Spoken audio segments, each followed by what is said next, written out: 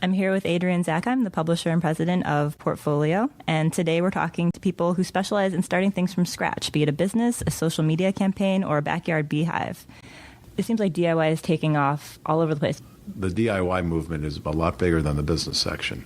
DIY has become a rallying cry as we have gotten more and more engaged in technology and in using machines to expedite our lives.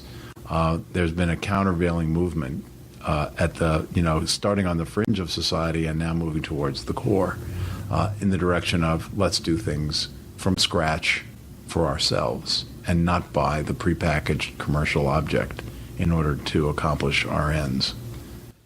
I suppose another way of seeing the do-it-yourself movement is as stemming from a desire to have control of the origin of things. And interestingly, there is the same impulse in the digital world in that we see people in digital space creating whole enterprises in their living rooms out of the materials that are ready to hand to them there.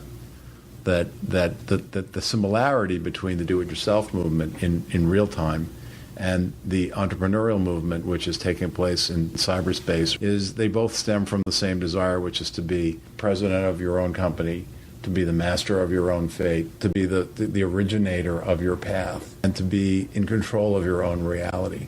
So just as the web has really enabled the whole DIY movement because people can find out how to do things for themselves so easily, do you think it's actually easier to be an entrepreneur now that you have all this access to web facilities? And there's no question.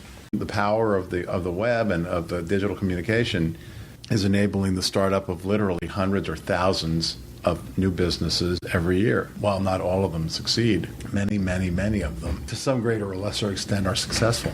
And it's that exact universe that Guy Kawasaki was speaking to when he wrote his book, The Art of the Start, 4 years ago, and it's more relevant today than it was when he first wrote it. So you think Guy Kawasaki is kind of a school of new writers for entrepreneurs? Do you think the books themselves are changing as the technology changes?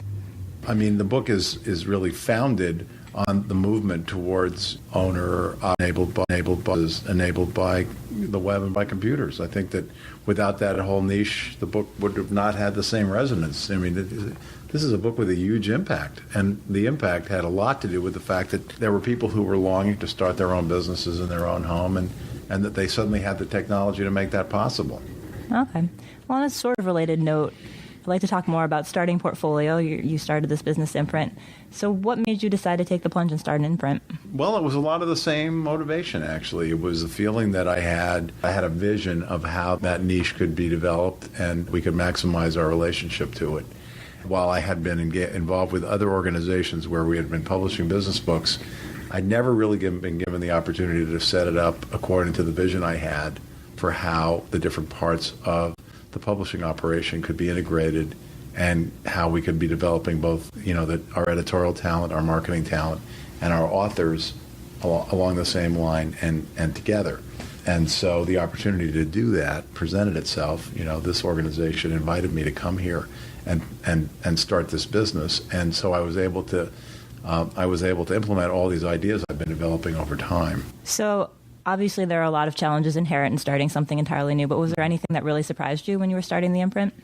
Well, first of all, let's be completely honest about this so I don't mislead listeners. I was a very lucky entrepreneur. I had a parent company that was supporting me in the most difficult part of the startup process. When we were just getting into business, I had my whole back office taken care of.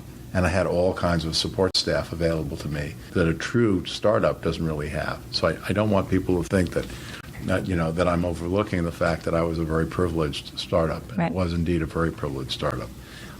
And we got through some early difficulties, no doubt, because of the help that we got from Penguin. But still in all, the challenge of any startup is that costs in the initial phase, wildly outstrip revenues. And, either a patient, a financial backer or a patient corporation is required to spend money with no clear promise of return for an indefinite period of time. Right. That's challenge number one. and by far the most difficult one that any startup faces, and we certainly faced it. And, there were some moments when I just really wondered whether the people around here were going to give us all the rope we needed to get this thing off the ground, and thank God they did.